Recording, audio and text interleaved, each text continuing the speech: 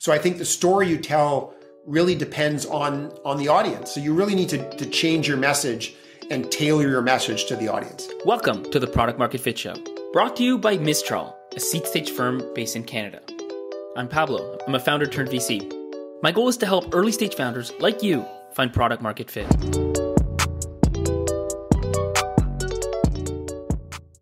Today we have Andrew, the co-founder and CEO of Borrowell, a fintech company that offers free credit scores, financial education, and loan products to consumers.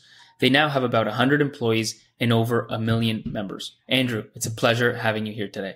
Great to be here. Look, the topic of today's episode is how to launch a consumer product.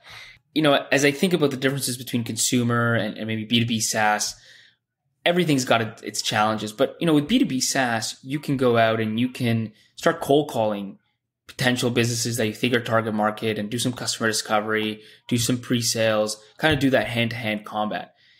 You can't really do that with consumer products. And so the launch becomes a lot more important. And the world is really noisy out there. So it's not easy to have a successful launch. As I understand it, Andrew, you guys had, with the free credit score product that you launched, almost this dream launch. And so I'm looking forward to digging into that with you. Yeah, absolutely.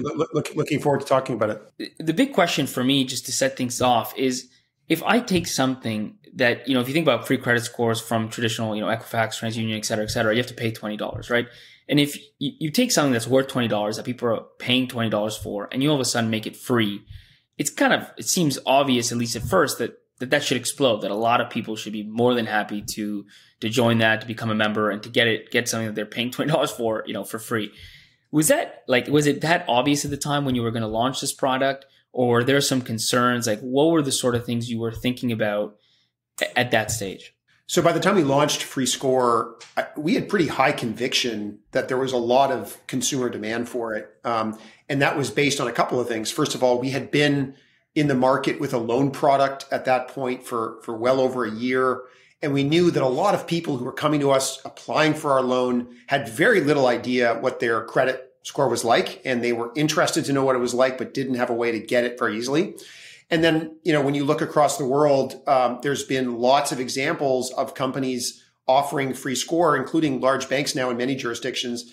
And there's lots of consumer interest and take up on that. So, you know, we had pretty high confidence that there was huge demand for it. The bigger challenge was, you know, finding the right partner. In this case, we work closely with Equifax, one of Canada's largest credit bureaus, to work out an arrangement that we were both excited about. When was this? What stage was the company at? And what stage was the world at in terms of free credit scores? Who was offering it back then? Yeah, so this was pretty early in our life as a company.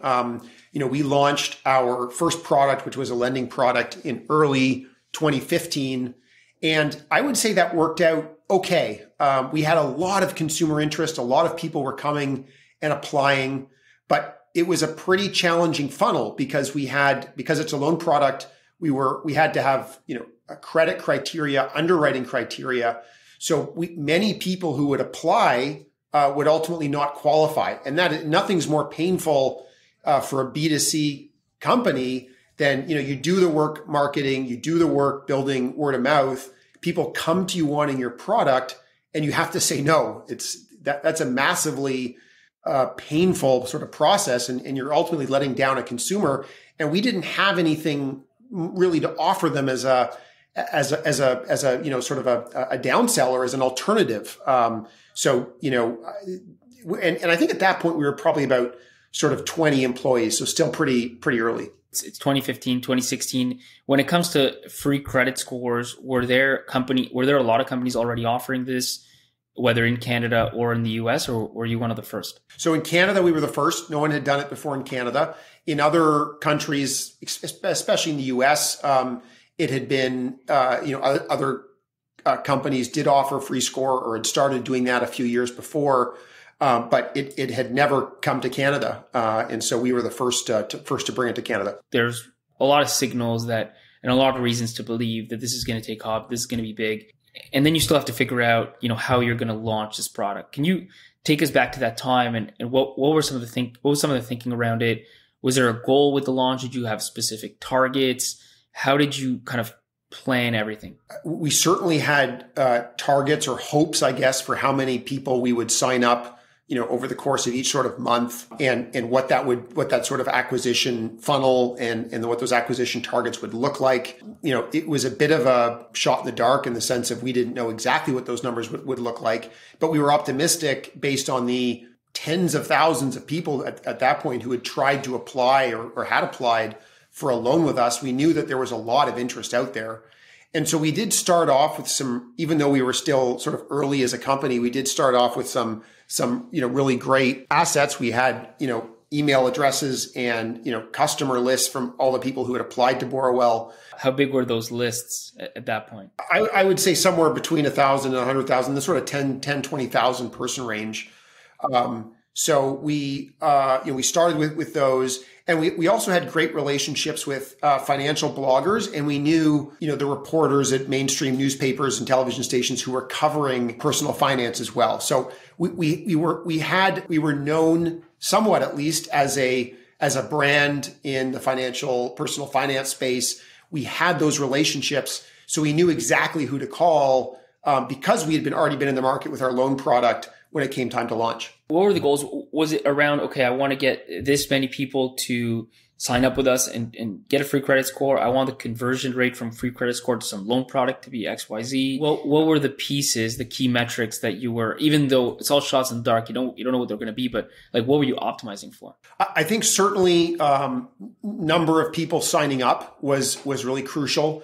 And that was a function not only of how good a job we did at marketing, but also how efficient our funnel was. Because if someone comes to us and wants to get their free credit score, there's an application form. They have to verify their identity.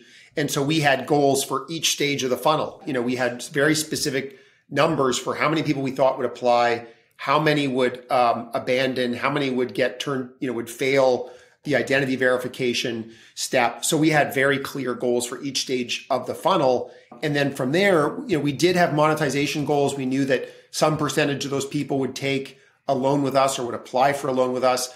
And then, we were also building up a roster of other partners that we could refer our people who got a credit score to. So when someone got a credit score, one of the first questions was, what do I do with this now that I know my score is good or great or whatever it is? Well, now we can help direct you to a company that would love to talk to someone like you, depending on what product the customer is looking for. And just to understand something else is when you went to launch this product, how much did you raise up to that point where you were post-seed? And like, what was the budget, for this launch? Yeah, we were post-seed. We had raised our seed round in sort of late 2014, actually just pre-launch, before we had launched our first product, the loan product. So I think, and we started working on free credit score in 2015, ultimately launched it in 2016. So it took a long time, but I can tell you, we didn't spend a huge amount of money on this. This was, we weren't taking out billboards.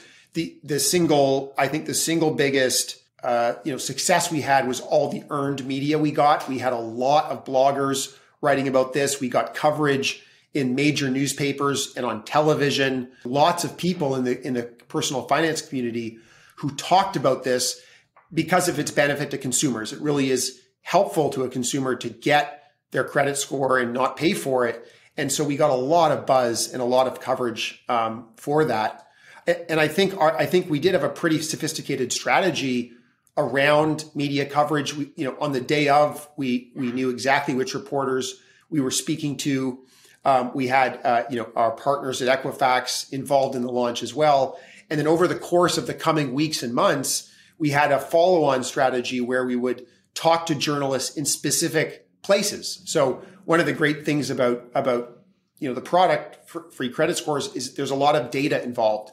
So within a month or two, we could go to other markets. I remember I went to Saskatoon soon after the launch, and we could say, here's the average credit score in Saskatoon. And here's why it's above or below the provincial average or above or below the national average. And that provided a really strong hook for the local, tell the local, I think it was a CBC TV affiliate to then cover that as a story. Otherwise, why would they cover a launch that happened 3 months ago? Well, the reason was because we were giving them, new data that was hyper localized and would appeal to their local viewership. And those kinds of sort of media hits really drove conversion. We could literally watch usage on our website spike when a TV segment, a news segment would air, or a radio segment would air. It was pretty cool to watch. One of the points you made was around how important the partnership with Equifax was. And I'd like to dig into that a bit, because it's not easy as a startup to partner with a big company. And especially in your case, you didn't have many choices, right? So how did you play those cards?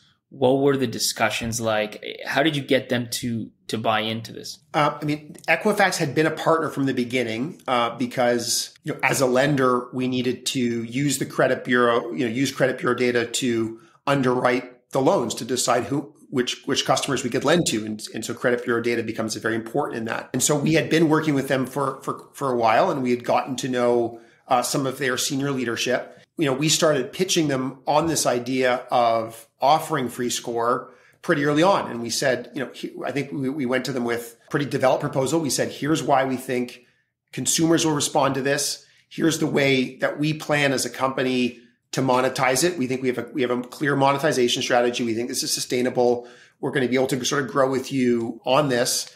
And here are our sort of technology credentials, our security credentials. Here's why you should trust us to do this. We were fortunate that the head of Equifax Canada at that point had actually moved from a role in the US quite recently into becoming head of Equifax Canada. And she had a lot of exposure to the success of free credit score in the US context. So she understood the business model. She understood how it could be a win-win for us and for Equifax.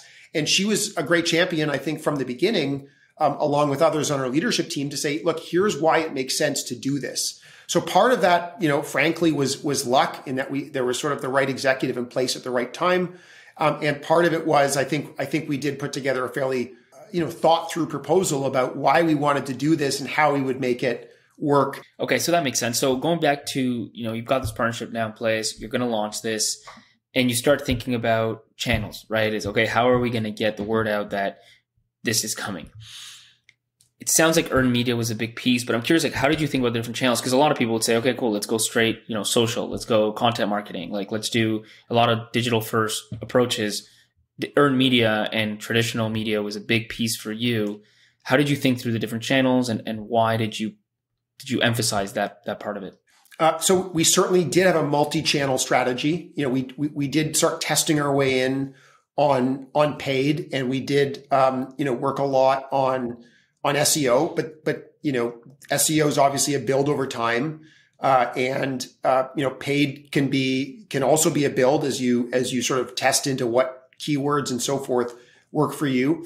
We also knew that there was a bit of a land grab here, in the sense of we were confident we would be the first company in Canada to offer free score, but we knew there'd be others who would likely follow. And so, we wanted to establish ourselves in the minds of as many people as possible, and especially in the minds of experts in the personal finance space. We wanted to sort of have them understand that we were breaking new ground here, and others were following us to the extent that they did it. So I think for all those reasons, this lent itself to an earned media strategy. It was genuine news that was useful to consumers. There was a neat sort of like fintech big company partnership angle that also made it interesting.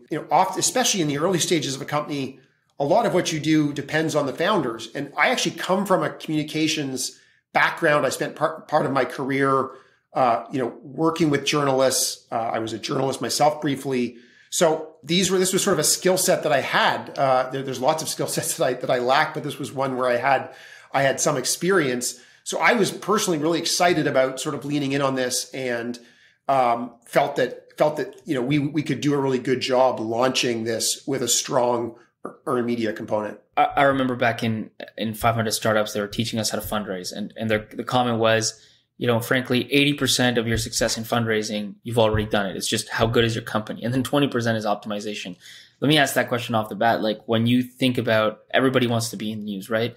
And so when you think about getting your story and getting reporters to write about it, do you think about it the same way? Like 80% is just having a good story that resonates with a broad public. And that's like step one. And then 20% is whatever process and optimization you're going to do to get them to write about it. Yeah. I mean, I think you need both those components, and certainly you will have zero success or very little success with earned media if you don't actually have a good story to sell, whether it's 80-20, maybe it's 60-40 or 70-30. I mean, I do think how you approach earned media does matter. If we had launched it and not put out a press release and not told anybody, I don't know if we would have gotten any coverage. We probably wouldn't have, right? I don't think reporters are watching our website every day to sort of see what we were launching. So we had to have something innovative and exciting for them to write about.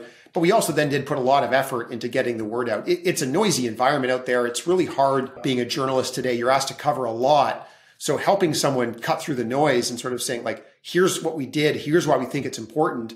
We'll be super responsive if you want to write about this or talk to us about it. We've lined up Equifax has also agreed to put someone forward if you want to talk to them. You got to try to make life easy, or easier at least for journalists, and just be sort of aware of how they work. How did you approach this, right? Like, what was the process like from kind of just even beginning to end, and we'll dig in wherever, but how did you set all that earned media part up? So I think with earned media, you really, especially with a product launch, you want a really clear strategy that you want to write down and have everyone on board with. And that's going to include really basic things like, what is the date that we're going to launch this? What's the date and time? Like, you don't want to launch a new product and tell journalists about it at 5:00 on a Friday in July. That you're just not setting yourself up for success. You want to be thoughtful about what else is happening in the world and in the news. You want to pick a suitable date and time that you're going to put the word out. And, you need your product teams and your engineering teams and everyone else sort of working towards that. Before you start telling the media, you can always change that. But then at some point you sort of have to commit. So, you want to make sure the product and everything is working well before you launch. I mean, you may want to have a soft launch first there, and just to make sure that the tech is working. The risk of that, of course, is that if someone finds out about it and writes about it, you've then sort of launched the element of news or surprise. I think knowing, which journalists or which bloggers or whatever you're going to approach ahead of time matters a lot. You want to understand what they like to write about. How did you go out and figure out these are the reporters? I mean, high level, obviously, they need to be writing about finance, right? But I'm assuming there's more to it than that. So what was that process like to identify these are the 20 or 40, or actually I'm curious how many journalists, we want to go after? So I think in our case, there were a number of different stories and different pitches. So we, pitched we pitched the Globe. It was, the Globe and Mail, major newspaper. And we pitched that as more of a business story. Okay, this is a partnership that a relatively early stage fintech company has struck with a very large, multinational, established financial services company. And that's the headline here. Like, wow, Equifax and Borrowell are partnering. That's big news. And it was especially big news in 2016 when there were very, very few examples of those sort of like fintech financial institution partnerships in Canada. So we emphasized that aspect of it to business reporters. To other reporters, as I mentioned, in the days and weeks that followed, we would emphasize the regional aspects or the local aspects that make the story relevant to them. To the personal finance reporters and bloggers and influencers, we emphasized why this is valuable to consumers and why anyone who wants to get a mortgage or anyone who wants to improve their finances should absolutely know their credit score. And here's what goes into a credit score. So I think the story you tell really depends on the audience. So you really need to change your message and tailor your message to the audience. And did you break it down like within your team? Like, hey, you're in charge of the major, publications Canada-wide. You're in charge of influencers. You're in charge of, and each of them went and read, articles about each one just to see what kind of stories they like to write about. How did you figure out? I mean, it sounds like story audience fit is a key concept, but how did you figure out what the story should be for which audience and then craft it? Yeah. So, a lot of that you can do in advance, right? Like emails to customers, you can draft weeks ahead of time and you can spend a lot of time thinking about them, and even testing them with your testing audience, whether it's family or friends or whatever. And you're absolutely right. You can assign different audiences to different people. You can sort of say, I want you to do the pitch to reporters. I mean, even within our team, relationships matter a lot. Like there's some reporters that I've come to know over the years. And so when we pitch stories, I'm usually the one to call them. Whereas, my co-founder has different relationships with certain people in the personal finance world. So she would take a different list of people to reach out to. And, we don't use, agencies all that often when it comes to PR agencies, but for a launch like this, it can be super valuable to use a PR agency sort of on contract for a short period, because they often have a lot of those relationships and they'll know who's looking for what kind of story. And they can really, really help with some of that groundwork, and the strategy work, but the groundwork as well of actually pitching. And is that then your like, if I think about, again, fundraising as an example, just a world that I know, if you want to get in front of certain VCs, your best bet is just to take some time and try and find warm intros, even though many will open cold emails, many won't. And if you have a warm intro, your conversion rate is so much higher. You might as well spend the time to do it. Is that the same advice then on earned media? Like if you want to get to these journalists or to these outlets, just try and just spend the time to figure out who's going to introduce you or who's going to write to them versus, spending time on or doing maybe more of a mass outreach and just trying to optimize the subject line or whatever. Yeah. I mean, I would say compared to fundraising, I think there is more of a case for sort of like a mass reach out when it comes to PR. So with a PR strategy, I think, you may want to pick 5 or 10 journalists or bloggers who you think are like the key audience for this and do your absolute best to get a warm intro or have an agency help you. But I do think there's also a case for mass sort of spraying or mass emailing, if you will, because you sort of never know. Like the idea of, here is the local credit score in Saskatoon. Why did the Saskatoon reporter pick that up and, the reporter in St. John's, Newfoundland, not? I don't know. Maybe because of what was happening that day or because of their personal interest. It'd be pretty hard to come up with. It would take a lot of effort to get warm intros to the 100 plus, people you're trying to reach out to. I don't think that's a great use of time. I think you focus on the short list of like highest value, most likely to sort of respond reporters, and then also sort of go broad and see who picks up on what. How do you line them up, right? Like you have a launch date and how did you do this, right? So you have a launch date. When did you want them to write about it? On launch, a few days before, a week before? And did you organize who's going when? How did you do the timing of it? I think that's a great question. Figuring out how to manage the logistics around launch and who gets the story when matters a lot. And there can be real advantages to giving a reporter a heads up that a story is coming. If you've got a relationship with a reporter, or if your agency has a relationship with a reporter, maybe you even want to give them a lot of details. But you typically would do that, with a commitment that they not publish it. And I would say that's sort of like, this is now getting into the territory of advanced PR. So if you haven't done PR before, I would not recommend trying to negotiate with reporters about who's going to write about what, when.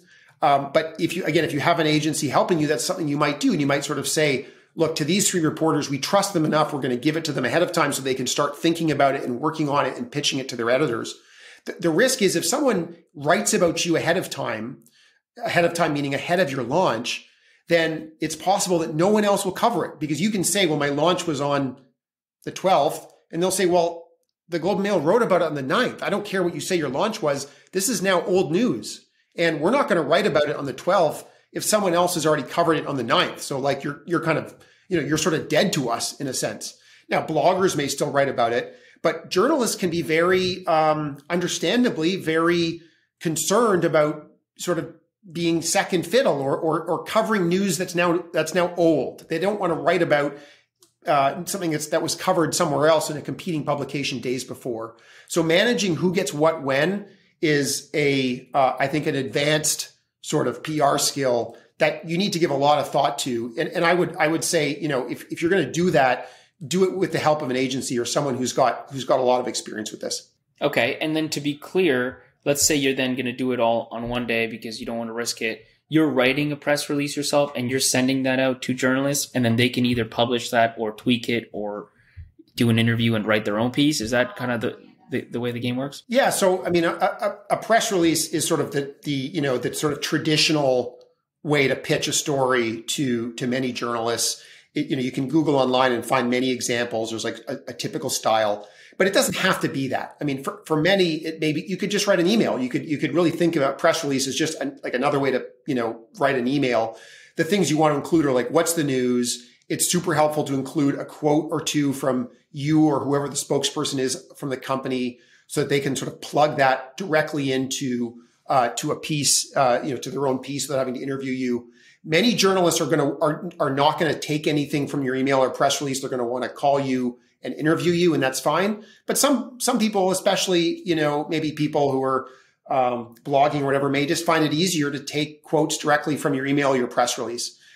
You can pay to have your press release put up on, the newswire. There's advantages to that. They can sort of get it out to, hundreds or thousands of journalists, depending on what your market is. But there is a cost, and it depends on length. It can, typically sort of think of it like $1,000 in many cases. It can be more or less than that. So that's a way to sort of increase your reach. But you don't have to do that. If you've put together a really solid list of who the right journalists are, I think email can be really effective. Maybe follow it up by a phone call if you can. So then how did it go, right? Like you launched the product, whenever it was, you had all this press buildup, who published what did the numbers look like that first day, that first week, that first month? Yeah, we had a great sort of business story in the Globe. And then we had a ton of coverage in the sort of personal finance press. Lots and lots of personal finance writers wrote about this. And beyond even the first couple of days, we started getting more and more mentions as people talked about credit scores in other contexts, like sort of saying, hey, the demand for mortgages, like maybe it's a story about mortgages and saying demand for mortgages is up.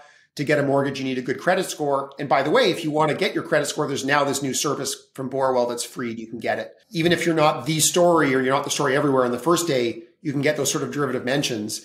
And then, we did have a real follow-on strategy with our PR where we would do these sort of regional trips and regional reach outs to specific journalists saying, our CEO is going to be in Saskatoon on this day. And here are some stats about credit in Saskatoon. And, that strategy was, I think, quite successful for us. Relative to what you and maybe your VCs expected, did the launch outperform? Was it more or less what expected? Was it underperform?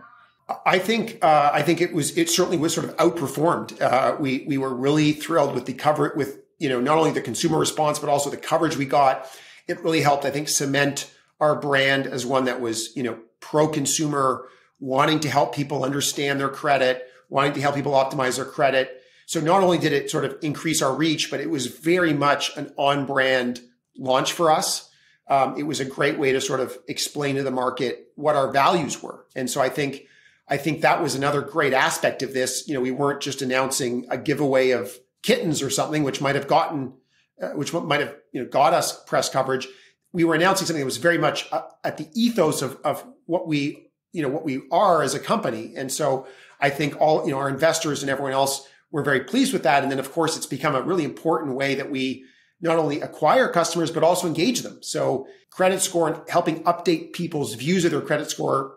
At the start, it was every quarter, then every month. Now we do it every week, has been a great way to sort of not only build, but maintain relationships with so many of our members. Awesome. And then from a fundraising perspective, did you raise on the back of this launch or kind of right as you were doing it? Yeah, that's right. We raised, relatively soon after. We were able to show that not only was it a great way to acquire, but also that there was a real monetization strategy that we had believed in from the beginning, which was not only to make the Borrowell loan known to people, but also we helped, connect, and we continue to this day to help connect consumers with a range of financial services companies who can offer great products for them. And that's just a winning, I think, a really, solid strategy. It's really good for the consumer. It's good for our financial institution partners. And that was a compelling story to take to as we did our next fundraiser, our Series A. Awesome. Perfect. Well, listen, Andrew, we'll stop there. Just to recap, you came up with this new product idea around credit scores. You figured out the partnership piece, and then you really spent a lot of time strategizing a launch, a big part of which was earned media. And that's a skill that I would argue very few startups really understand and can really dominate. And you made that work for you. And ultimately that got a lot of press, a lot of noise, a lot of mentions, and that led to great traffic and ultimately a Series A fundraise. So really appreciate you sharing that story, you sharing those details. I'm sure there are a lot of founders listening that'll be able to use that for their own companies in order to raise awareness and have a successful launch. Thanks a lot. Awesome. My pleasure. Thanks so much for listening. If you want to see more content, check out pmf.show.